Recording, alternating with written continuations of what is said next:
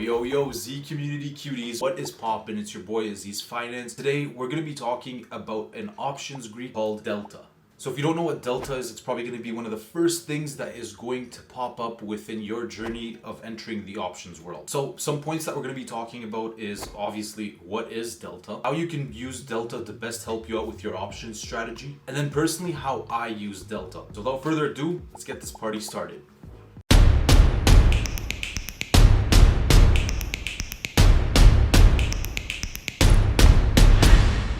So before we start talking about Delta, let's talk about what option Greeks are overall. So options Greeks are basically things that can help you determine what an options price is going to be sometime in the future based on what the stock price ends up doing.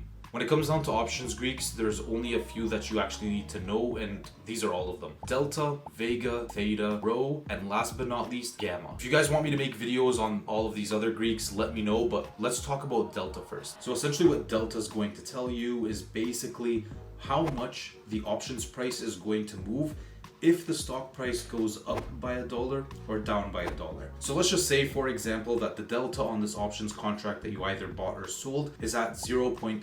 This means if your stock ends up going up by $1, your option price is going to go up by 50 cents. The exact same thing applies on the downside. So if you see that your stock actually ended up going down by $1, you will see that your options price has also went down by 50 cents because Delta is 0.5 as we just discussed. Another point that I did want to mention is that Delta usually ranges anywhere from 0.01 all the way up to a maximum of 1. The higher that the Delta is, the more that it's going to react when the stock price actually moves, and vice versa. If the Delta is low, chances are a move in the stock price isn't really going to affect the options price that much. Now, knowing all of this, I want to test you guys. So let's just say that we're in a situation where you buy an option contract and you notice that the delta is 0.8. Now, what is going to happen if the stock price goes up by $1? If you said that the options price was going to go up by 80 cents, you're correct. And believe it or not, there's actually another way that people usually like to look at delta, and this is just a way to tell them what is the probability that this options contract is going to be exercised, also known as being in the money, or ITM, as you'll usually see being thrown around within the options world. If we're talking about call options here, in the money just means when the actual strike price of the options contract is lower than what the stock is actually trading at. For example, if the stock is trading at $10,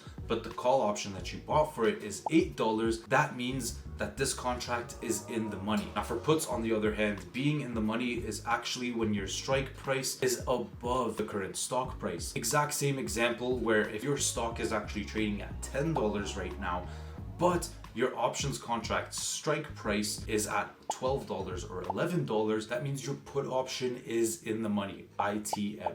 So let's look at an in-depth example of how you can use Delta in this type of manner. So let's just say that the stock is currently trading at $5 per share, and then you ended up buying a call option that has a strike price of $7. Doing this, you're basically trying to bet at this point that there's no chance that the stock is going to be at $7 by the time of expiration. So let's say when you actually bought this call option, you noticed that its Delta was at 50%. What does this mean from a probability standpoint? This means by looking at this 0.5 delta, you can basically look at it and say, hey, you know what? There's going to be a 50% probability that this options contract is going to expire in the money. Now, if in a situation where you're buying the call option, this is basically what you want to happen. But if you're selling a contract, you might or might not want this to happen. So now that we know the two different ways that you can use delta within your options plays, let's actually talk about how using this delta can help you when it comes down to placing option orders. Now,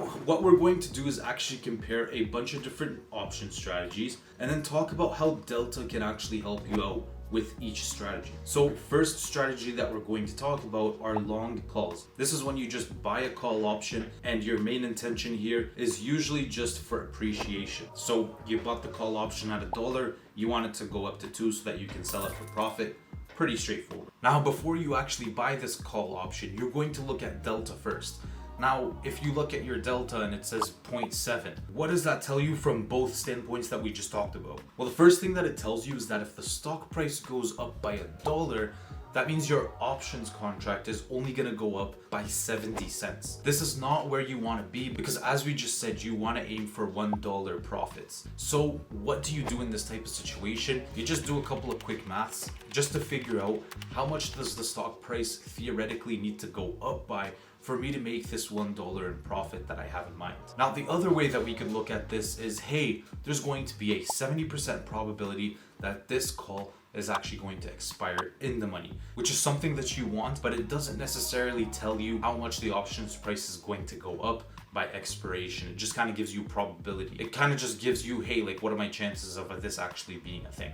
Now, on the inverse side of things, let's just say that you're selling a call option this time, whether that's for a covered call, a poor man's covered call, or you're just shorting the call itself. Now, in this type of situation, you would look at it the exact same way that you were looking at it from a long call perspective. With selling this call, your intention is for the actual value of the option itself to go down to zero as soon as possible. Now, before we get into the in-depth of how you can use delta when it comes down to selling calls, I want you to remember one thing about options contracts. So the option prices are mainly made up of intrinsic value and extrinsic value, where intrinsic value is just the difference between the current stock price and whatever the strike price of your options contract is, whereas the extrinsic value is solely based on how much time is left until expiration along with volatility. Now, when you're selling a call option, you want to make sure that you have maximum time value. You want to make sure that volatility is high in respect to past volatility levels. In terms of intrinsic value, on the other hand, when it comes down to selling calls, you want to make sure that you have close to zero intrinsic value.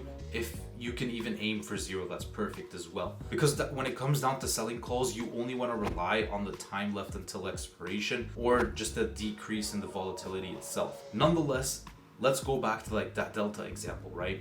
Now, let's just say whatever, like the options price, you ended up selling it at 60 cents, right? And you want this thing to go down to zero ASAP, no Rocky. So what do? You look at delta. In this type of situation, for simplicity's sake, let's say delta is 0.6. What does this tell you? That's right. It tells you, hey, if the stock price goes down by $1, that means boom, the option price will go down by 60 cents and I will have realized my goal of selling this thing and completely pocketing all of the profits. The other way that you can look at this is, hey, there is a 60% chance that this bad boy is going to get exercised. And I'll be honest with you, you don't want this when you're selling covered calls, because when you get exercised on a covered call play, you're actually going to be forced to sell somebody else the shares. If you don't know much about covered calls, be sure to check out one of our past videos that breaks this thing down to a T. And if you have any questions, let me know. Now, when it comes down to how I personally use delta, I'll be completely honest with you. I only really pay attention to it when I make one specific play and one specific play only, and that is when I'm doing a deep in the money leaps play. What is that? Let me know if you guys want me to break it down, but essentially I use it in the sense of more how much is the price going to move if the stock price goes up by $1. That's the only way that I look at it, because when it comes down to Questrade already tells me what the probability is of it being in the money or it being out the money. So I don't really look at it in that second perspective as we've talked about before. Otherwise, for my other plays, I don't really pay attention to delta too much, but it is still a very important factor. And the last thing that I want to leave you guys off with, keep in mind that when we're talking about deltas, it is not a end all be all. So if the stock goes up by $1 and it was 60 cents when you bought this, it doesn't mean that the option price is going to go up by exactly 60 cents. This is because there are other factors that come into play, which include the other Greeks that we have talked about. Now, if you guys want me to break these down, whether that be Vega, Gamma, Theta, or even Rho, let me know in the comment section down below, and I'm gonna get a video pumped out for y'all quick times. Now, without further ado, Z Community Cuties, thank you for tuning in. It's your boy Azizz Finance, signing out. Peace.